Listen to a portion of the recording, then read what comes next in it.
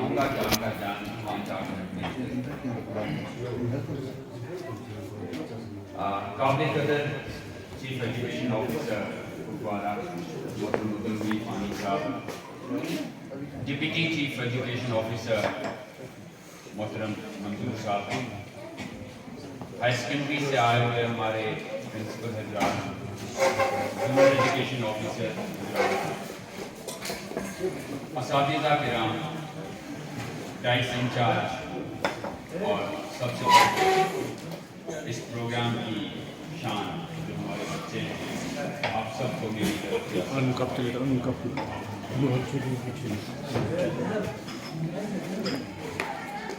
آج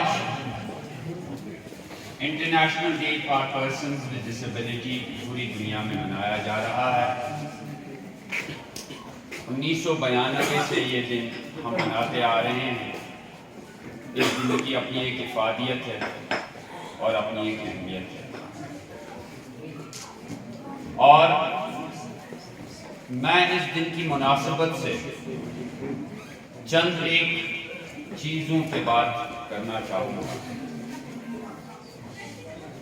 سب سے پہلی درخواست میری چیف ایجوکیشن آفیسر محترم فانی صاحب سے رہے گی کہ جب بھی ایسا کوئی پروگرام ہو جو پرسنز ود ڈسیبلٹی سے ریلیٹڈ ہو تو اس کے ایکسپرٹ اینگل کا بھی جائزہ لیا جائے، کیونکہ ہمارے بچوں کے پاس سٹیفن ہاکنز، ہیلن کیلر وغیرہ یہ پڑھتے تو آئے ہیں، لیکن ہمارے درمیان ایسی بہت ساری مثالیں ہیں جو لوکل لیول پر ہم ڈیولپ کر سکتے ہیں، اور ان مثالوں سے ہمارے بچے زیادہ انسپریشن حاصل کر سکتے ہیں۔ خود ویژولی امپیئرڈ ہونے کے باوجود میرے بہت سارے ایسے دوست، میرے بہت سارے ایسے جاننے والے ہیں جنہوں نے زندگی کے مختلف مقام پہ اپنا لوہا منوایا ہے۔ کہیں ہمارے ایک ویژولی امپیئرڈ دوست شانگس اننت ناگ میں اسسٹنٹ پروفیسر کا کام کر رہے ہیں، کمپلیٹلی بلائنڈ ہے۔ کہیں میری اور ایک دوست امر سنگھ کالج میں ایجوکیشن پڑھاتی ہے، کمپلیٹلی بلائنڈ ہے۔ کہیں اور ایک دوست ہے، ریسنٹلی انہوں نے نیشنل لا کالج پٹیالہ سے LLM کی ڈگری حاصل کی، کلر بلائنڈ ہے بچپن سے۔ یہ ساری وہ مثالیں ہیں۔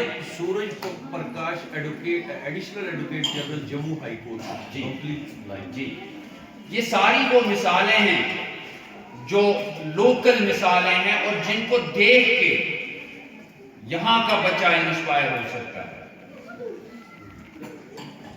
جو صبح سے ہم نے یہاں پہ وقت گزارا، کیا ہی اچھا ہوتا اگر تھوڑا سا پہلے پتہ چلا ہوتا، میں ان تمام لوگوں کو زوم پہ کنیکٹ کرتا اور ان سے آپ ہم کلام ہوتے اور براہ راست ہم کلام ہوتے۔ لیکن انشاءاللہ زندگی نے وفا کی تو آئندہ کسی پروگرام میں اس طرف ہم ضرور توجہ دیں گے۔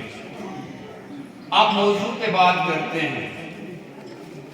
آج کا جو یہ دن international day of person with disability منایا جا رہا ہے، اس دن کو منانے کے مختلف زاویے ہو سکتے ہیں۔ میرا نظریہ، میرا اس میں پہلو یہ ہے کہ سب سے پہلی بات کہ ہمارا جو پرسن ود ڈسیبلٹی ہے، جو بچہ ڈسیبلڈ ہے، وہ اپنے آپ کو کسی بھی زاویے سے ناکارہ نہ سمجھے، اور اگر آپ نے ذرا ایک لمحے کے لیے بھی یہ سوچ ڈیولپ ہو گئی کہ میں کسی سے کم ہوں، تو اس لمحے آپ ہار گئے۔ زندگی کی بہت ساری مثالیں میں آپ کو دے سکتا ہوں جہاں آپ کے درمیان مشکلیں ہی مشکلیں ہیں، لیکن ان مشکلوں کے درمیان آپ بہت سارے ایسے حل تلاش کر سکتے ہیں جو آپ کی زندگی میں روشنی کا باعث بن سکتے ہیں۔ سیو صاحب کو میں بتاتا چلوں کہ کووڈ کے دوران جب department of education, school education department نے ریڈیو کلاسز چلانے کا فیصلہ کیا تو جو کوارڈینیٹر تھے ریڈیو کلاسز کے محترم جاوید احمد کرمانی صاحب، انہوں نے غیور صاحب کی وساطت سے مجھے ایک فون کیا اور کہا کہ آپ 7th کلاس کا انگلش پڑھائیں گے۔ میں کہا پڑھانا کس طرح؟ انہوں نے کہا کہ ریڈیو کے ذریعے سے پڑھانا ہے، آپ کو میل کرنا ہے اپنا لیکچر۔ میں نے جاوید صاحب سے کہا لیکن مسئلہ اس طرح کا ہے کہ میں کتاب پڑھوں کیسے؟ اس نے کہا کہ مجھے یہ پتہ نہیں ہے لیکن 7th کا انگلش آپ پڑھاؤ گے، جان چاہوں گا آپ کا۔ انہوں نے کہا کہ 7th کا انگلش پوری وادی میں ریڈیو کے ذریعے سے آپ پڑھاؤ گے۔ میں کہا جاوید صاحب نہیں ہوگا مجھ سے۔ اس نے کہا کہ آپ نے پہلی بار اور آخری بار یہ کہا کہ نہیں ہوگا مجھ سے، میں اس کے بعد یہ نہیں سننا چاہوں گا۔ یقین مانیے 2020 میں جب کووڈ شروع ہو گیا، میں نے 7th کی پوری انگلش بک بائی ہارٹ کر لی اور زبانی یاد کر لی اور پورے سال بھر وہ ریڈیو میں چلاتا رہا۔ میرے درمیان جو بچے بیٹھے ہیں آپ سب ٹیلنٹڈ ہیں، لیکن اس ٹیلنٹ کو نکھارنے کی ضرورت ہے۔ اور جو میں کہہ رہا تھا کہ جس لمحے آپ نے اپنی ہار مانی وہ لمحہ آپ کو لے ڈوبے گا۔ نہ کرنے کی یہ جو سوچ ہم میں ڈیولپ ہوئی ہے یہ بہت بری سوچ ہے۔ واللہ میں یہ ڈنکے کی چوٹ پہ کہتا ہوں کہ جو ٹیلنٹ مجھے فزیکلی چیلنج بچوں میں نظر آتا ہے، وہ ٹیلنٹ مجھے جو ابھی جاوید صاحب کہہ رہے تھے اپنی سپیچ میں کہ نارمل بچوں میں، حالانکہ ہم سب نارمل ہیں، مجھے یہ سمجھ نہیں آ رہا کہ ہم کس طرح کے ہم نارمل ہیں، ہم تو بھلے ٹھیک ٹھاک نارمل ہیں۔ اور چاہوں گا کہ اپنی ڈکشنری سے ہم لوگوں کے لیے جو یہ نارمل لفظ ہے نا، اپنی ڈکشنری سے پلیز یہ آپ ڈسکارڈ کیجئے گا۔ جو فزیکلی چیلنجڈ بچہ ہوتا ہے وہ بھی نارمل ہوتا ہے۔ اور اس پہ ایک بہت زبردست بحث میری ایک بار یونیورسٹی میں بھی ہوئی اس لفظ کو لے کے۔ تو فزیکلی چیلنج جو بچہ ہے، آپ میں جو ٹیلنٹ ہے وہ ٹیلنٹ انپیرلل ہے۔ دوسری ایک اہم چیز جس کی طرف میں آپ کا توجہ چاہوں گا، وہ یہاں پیرنٹس بھی بیٹھے ہیں، وہ فیملی کا سپورٹ ہے۔ بہت سارے ایسے گھر ہیں جہاں ان بچوں کو چھپایا جاتا ہے اور یہ کہا جاتا ہے کہ ہمارے گھروں میں ایسا کوئی بچہ نہیں ہے جو فزیکلی چیلنجڈ ہو۔ فیملی میں ایکسپٹنس کا مسئلہ بہت بڑا مسئلہ ہے۔ میں چاہوں گا جو والدین یہاں بیٹھے ہیں وہ ان بچوں کو یہ مان کے چلیں کہ یہ بچے بہت ٹیلنٹڈ ہیں، ان بچوں میں جو پوٹینشل ہے وہ پوٹینشل کہیں نہیں ہے۔ فیملی کا سپورٹ بہت بڑا سپورٹ ہے۔ آپ کے والدین، آپ کی ماں، آپ کے والد صاحب، آپ کے بھائی، آپ کی بہن، ان کا سپورٹ ہونا آپ کے گھر میں بہت ضروری ہے۔ اور اس زاویے سے میں اپنے آپ کو بہت خوش قسمت سمجھتا ہوں کہ میرے نزدیک جو میری فیملی کا سپورٹ تھا، میرے والد محترم کا جو سپورٹ تھا، اللہ انہیں کروٹ جنت نصیب فرمائے۔ جتنے آنسو انہوں نے میرے لیے بہائے ہوں گے، مجھے نہیں ہے یقین کہ اتنے آنسو آج تک کسی نے میرے لیے بہائے ہوں گے۔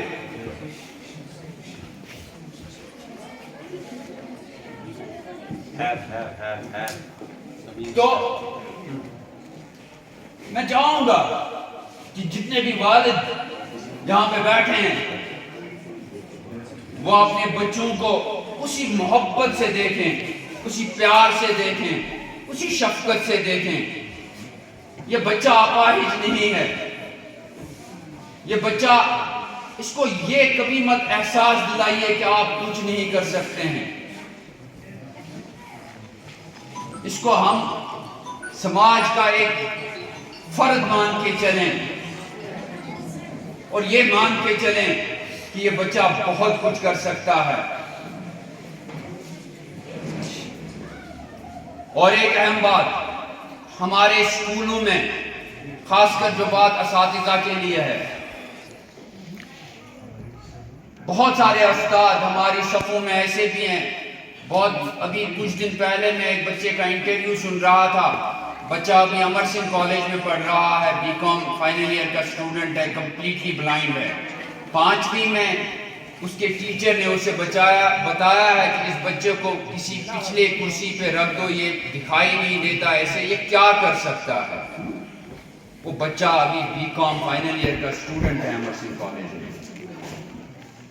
میری ایک دوست ابھی جس کا میں ذکر کر رہا تھا نیشنل لا کالج میں، جنہوں نے LLM کی ڈگری حاصل کی، وہ کہہ رہی تھی پچھلے دنوں مجھے، جب میں کشمیر یونیورسٹی گئی، میری ماں میرے ساتھ تھی، میری ماں نے میرا ہاتھ پکڑا تھا. وہاں کے جو HOD تھے لا ڈپارٹمنٹ کے، انہوں نے کہا اس بچے کو کیوں کر لائے ہو یہاں پہ، یہ کیا کر سکتا ہے، اسے تو کچھ دکھائی نہیں دیتا. لیکن وہ بچی ابھی لا کالج پٹیالہ سے LLM کر چکی. سٹوریز بہت ساری ہیں، آپ کو بہت ساری چیزیں بتا سکتا ہوں، لیکن مسئلہ یہ ہے کہ ان سٹوریز پہ کتنا عمل ہوگا.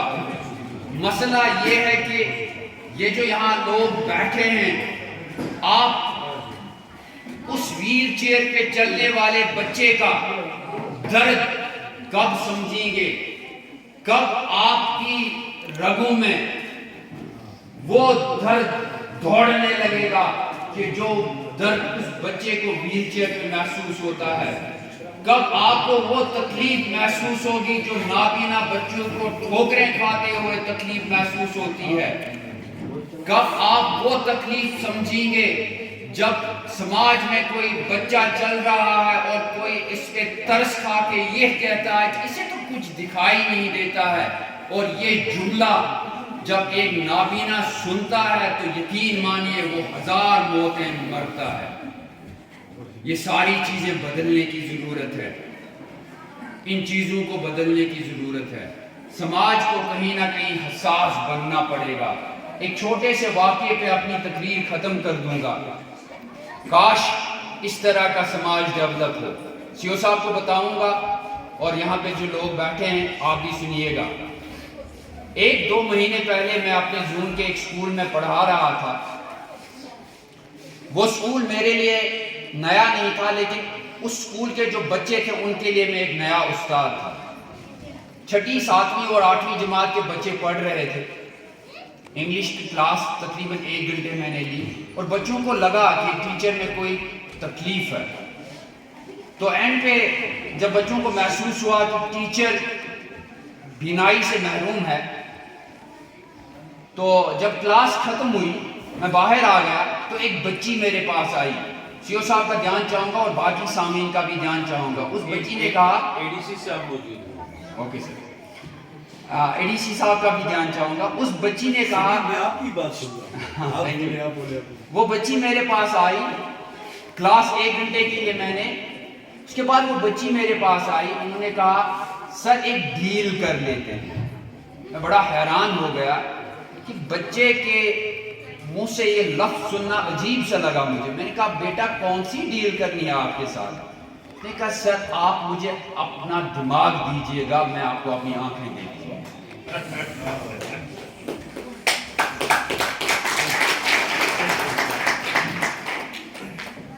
میں چاہوں گا کہ کاش ہمارے سماج کا ہر ایک شخص اس تکلیف کو اس مقام پہ محسوس کرے، لیکن نہیں ہوتا ہے.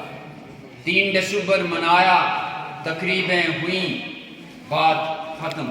پھر وہ نابینا ٹھوکریں کھاتا ہے، پھر وہ ویل چیئر باؤنڈ بچہ کہیں کسی آدمی کو تلاش کرتا ہے کہ اس کی ویل چیئر کو دھکا دے. کاش حالات بدلیں. اسی کے ساتھ اپنی بات اختتام کرتا ہوں. آپ نے وقت دیا، سنا. آپ کا بہت بہت